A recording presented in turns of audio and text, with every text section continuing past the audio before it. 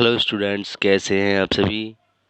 आपसे मिलकर मुझे बहुत अच्छा लग रहा है। हर रोज़ की तरह मैं आप सभी के लिए एक नए करंट अफेयर लेके आता हूं। Welcome back students. आप सभी से मिलकर मुझे बहुत बहुत खुशी होती है। तो अगर आप चैनल पे नए हैं तो चैनल को लाइक करेंगे। आपके अपने YouTube channel lawyer law belief academy में आप सभी का एक बार फिर स्वागत है।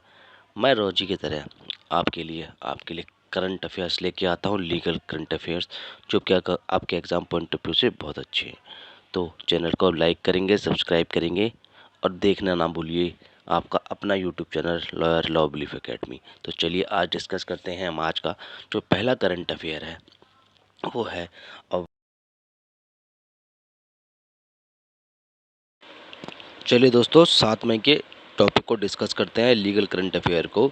जो आज का करंट अफेयर है, the will curtail demeaning the speech the Supreme Court issue notice to comedian Samay Raina and other the PLA the over the joke of disability. Supreme court ने यहाँ पे कहा कि जो दिव्यांगों के खिलाफ अपमानजनक जो शब्द कहे गए हैं उनके खिलाफ जो है अपना जो हमारे कॉमेडियन है समय रैना और 4 अलग से थे, उनके खिलाफ एक नोटिस जारी किया है। क्योंकि हमें बात देखने वाली यहाँ पे ये है कि विल द कर्टेल, यहाँ पर देखने वाली बात यहाँ पे है कि हमें देखना है कि द विल द कटरेल डिमेनिंग स्पीच, ये हमारी इस तरह का लीगल पॉइंट्स है, आप पे इसको डिस्कस करना है।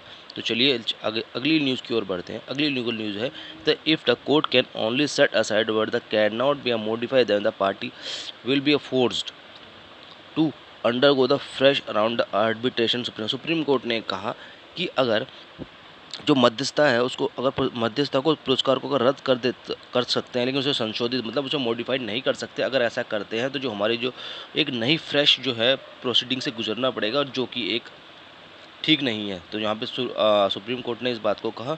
तो हमें एक बार आपको यहाँ पे देखना पड़ेगा कि आर्बिट्रेशन और जो सुप्रीम कोर्ट ने जो लॉज बना रखे हैं, ये जो कानून बने हुए हैं, उनमें छेड़छाड़ जो है नहीं की जा सकती।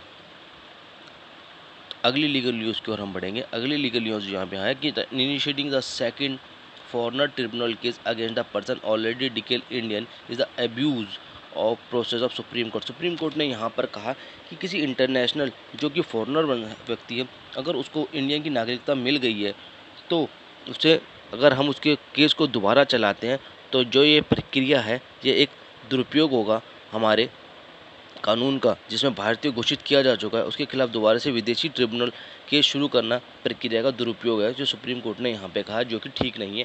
कि जो एक बार फैसला दे दिया गया है उस पर कायम रहना बहुत ज़रूरी है, तो सुप्रीम कोर्ट ने यहाँ पर कहा।